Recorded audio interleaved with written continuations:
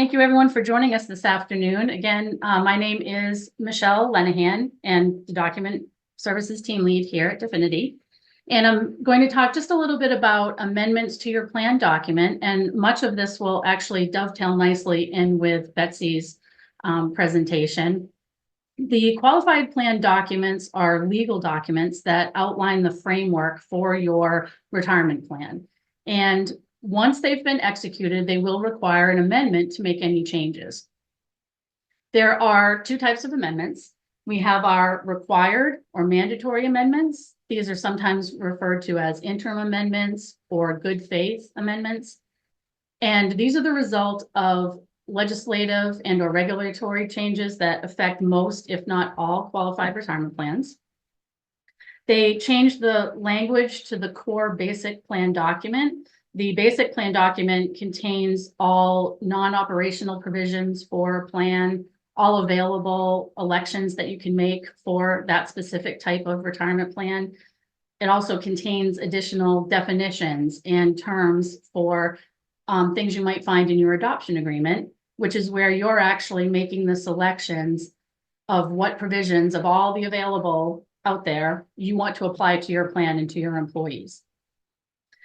Some changes that occur with these mandatory amendments are required and some are elective. And Betsy did go over some of that with you in the Secure 2.0. There are some that change the law in such a way that you have to operate under that provision. And others, they'll say, well, you can offer these to your employees, but you don't have to.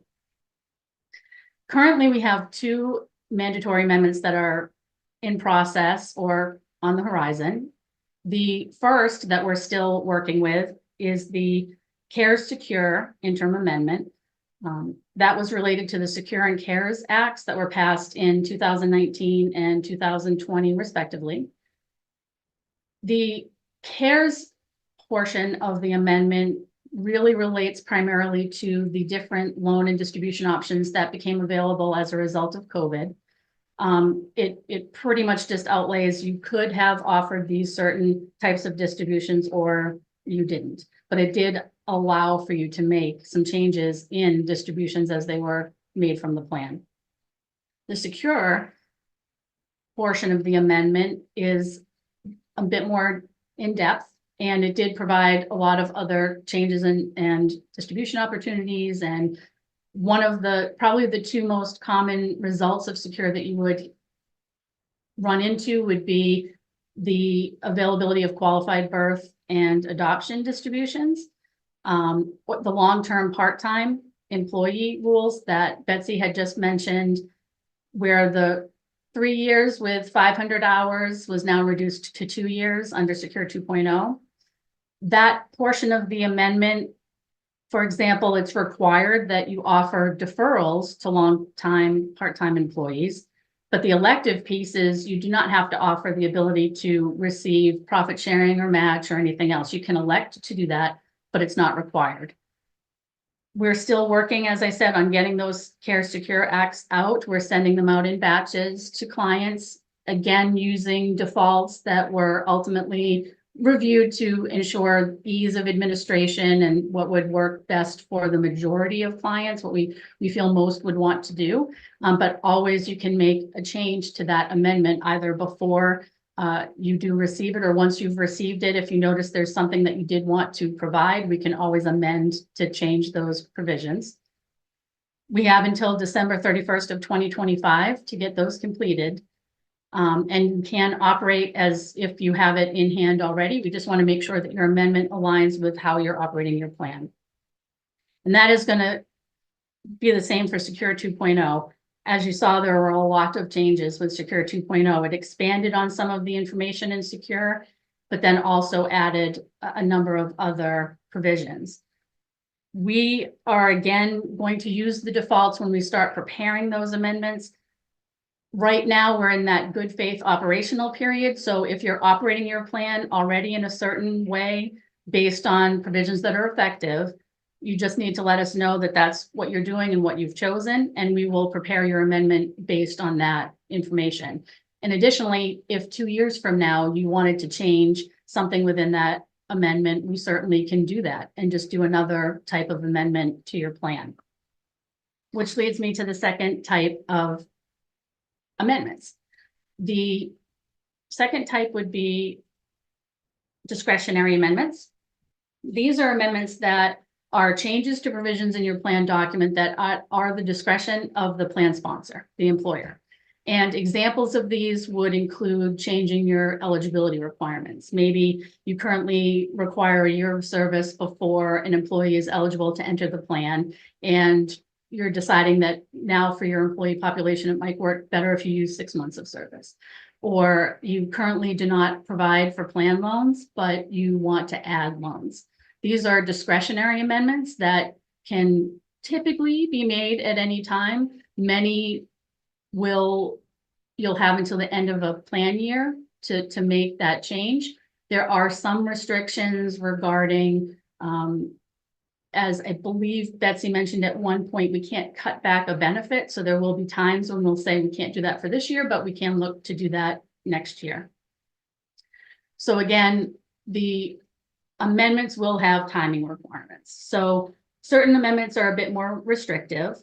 Most amendments must be made on a prospective basis. So if you decided to make a change to the plan today, we would need to use an effective date in the future, say June 1st for that change.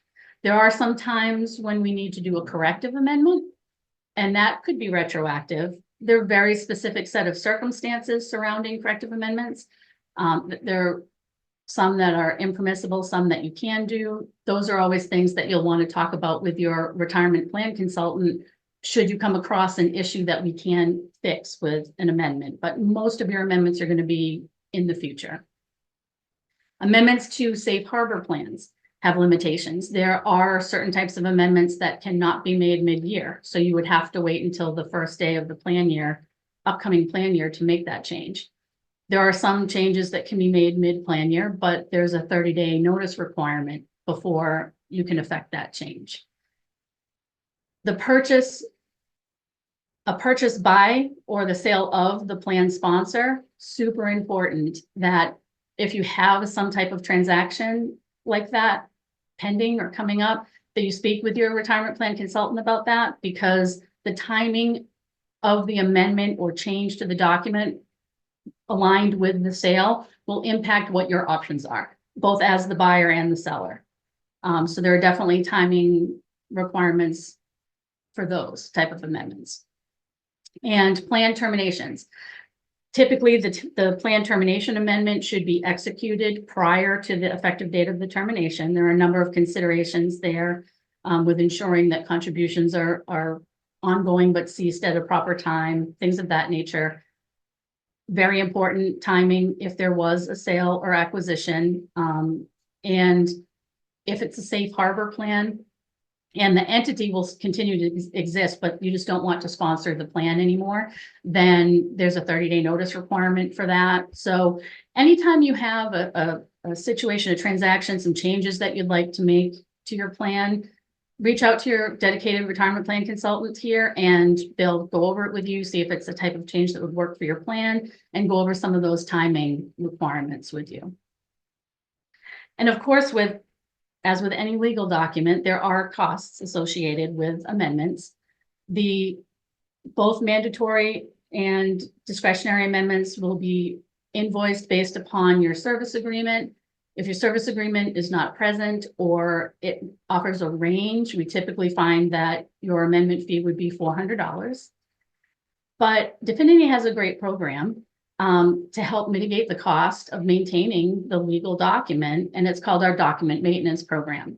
And for an annual subscription fee of $500, all of your interim amendments, or mandatory amendments, your discretionary amendments are going to be covered under that fee, as well as your plan restatement.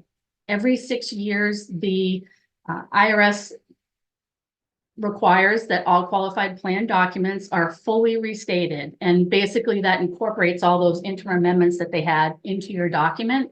And there's a fee associated with that too. So it's an excellent program. If you're already enrolled, that's wonderful. If you have not, or maybe didn't think about it at the time and maybe opted out, talk with your RPC about it and see if it isn't a good idea for you to go ahead and enroll now and maybe have some savings related to the maintenance of your document. That's all I have for you today, and I hope you enjoy the rest of the presentations.